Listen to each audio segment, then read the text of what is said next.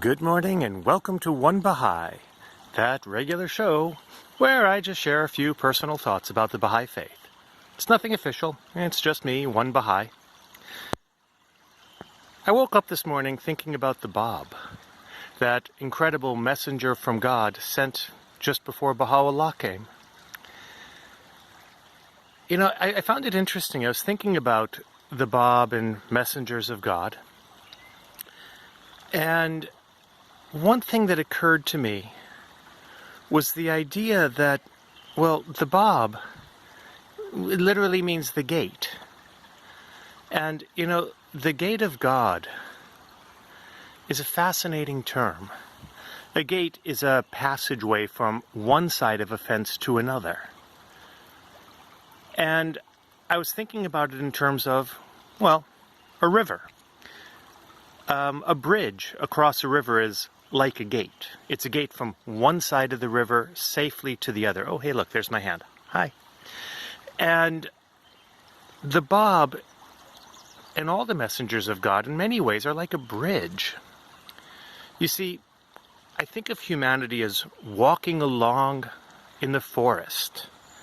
And we discover all sorts of beautiful, amazing things.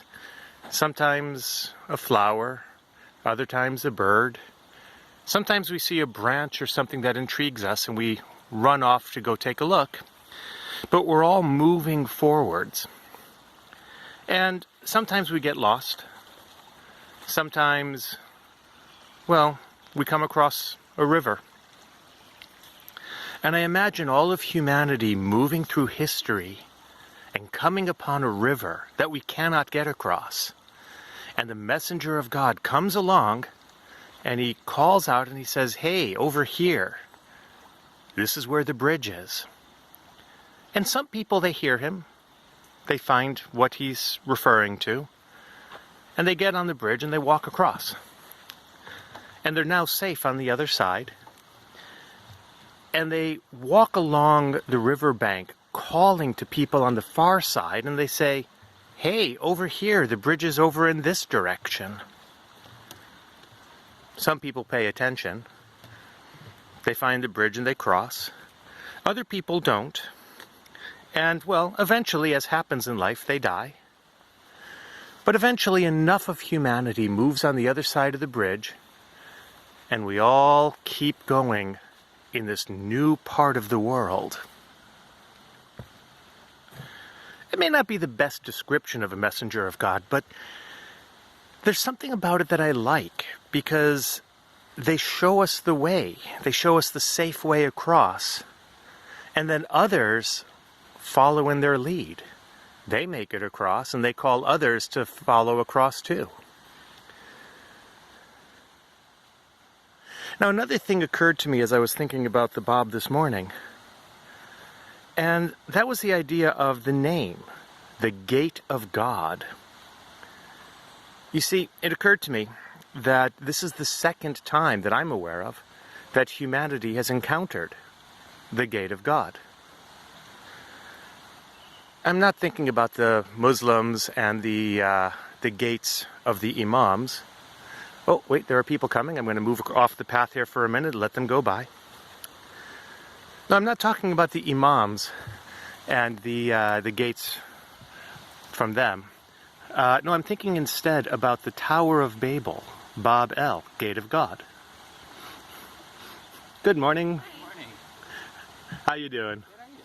Doing well. Just having fun recording a podcast. Thank you. So I'm thinking about the idea of, well, Babel, the Tower of Babel, the Babel. And it occurred to me that all of humanity in this story is effectively walking one path as one body. We are all speaking the same language. And as we speak that language, we get a view of the world that is very two-dimensional. That's the nature of singular vision. But you see, we get to Babel, and we're all speaking multiple languages now. We cross that bridge, And all of a sudden, we all go our own separate ways, speaking our own languages. And what I love about that idea is that every language has its own unique perspective on the world. My wife speaks French, and when she's out of town and we call each other, I say, "I miss you." But you see, in English, it's a very distant thing. "I miss you." Whereas in French, the phrase is literally, "You are missing from me." It's far more intimate. In Spanish, if I was running down the street, I might say, actually in English, I would say, "I missed the bus." But in Spanish, it would literally be, "The bus missed me."